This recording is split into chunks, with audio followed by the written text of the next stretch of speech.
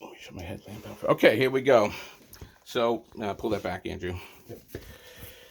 We have a toilet that's not flushing properly. Started off with is that the flange had a leak. So it was allowing air in and out. So the toilet was flushing a little bit better until we fixed the leak underneath it.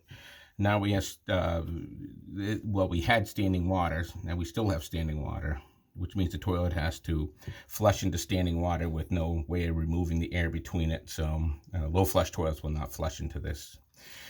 So let's find out where that standing water's from. All right, Andrew, go ahead and push it down in there. Then we'll go over to the camera.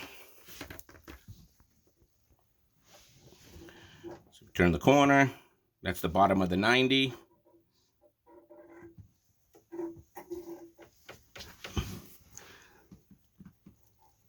I'm going to try to keep my phone so that the top is the top of the pipe, but this camera doesn't auto-rotate. See, we keep going.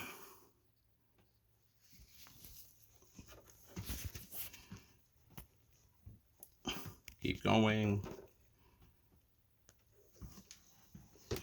Try to twist on me.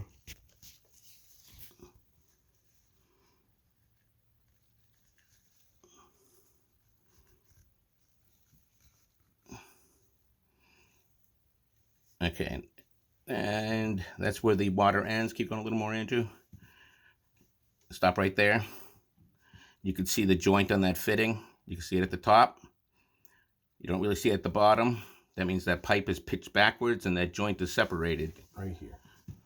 Yep, right there. So the water is leaking under the bathroom. Now, I don't know, it might be just a drip every year, or it might be every time you flush it, a quart of water. The problem with that is that when the water makes it on the sand that the fitting is on, that the pipe is on, it'll undermine the sand, and that's called piping. And when piping pushes sand away, pipes tend to fall. And I'll show you what I mean in a second, but keep going a little more, Andrew. And the pipe is dry from there.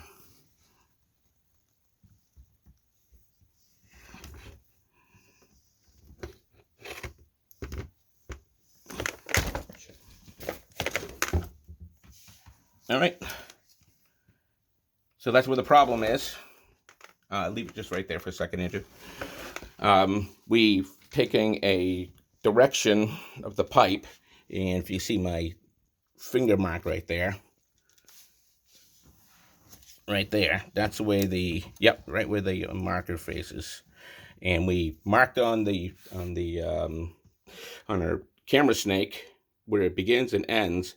And if you keep looking over, it ends about right on the corner, right about there, under the dryer or the washing machine under the ground. And I'm gonna guess it is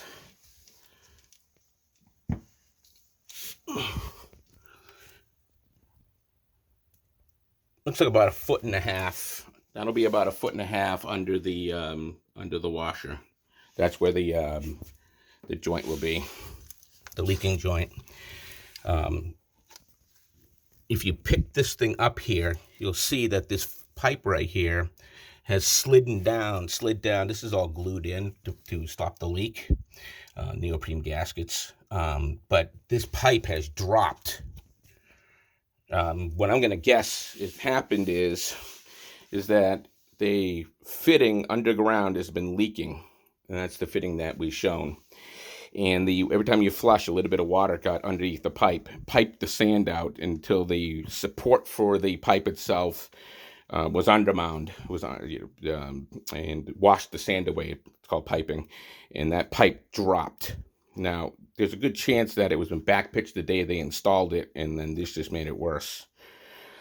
The absolute true fix is to rip up the tile, jack up all the concrete in this X section, and fix that one pipe.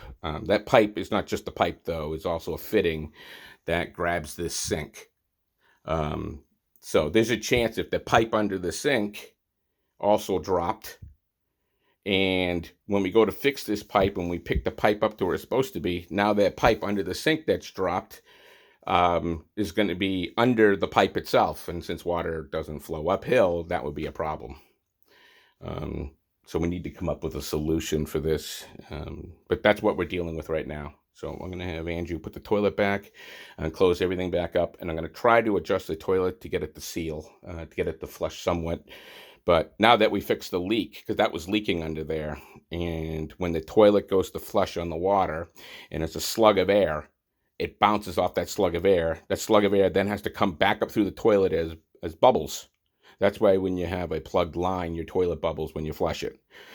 Because the air has no place to go because it's underwater. And that bubbling is what releases the air, and then the toilet flushes. If you have a small leak under your toilet, that air can go push out the leak a little bit. Not completely. It wasn't flushing right to begin with. But once you seal the leak, you prevent the air from going anywhere. And that's what we're dealing with here. All right. Simple.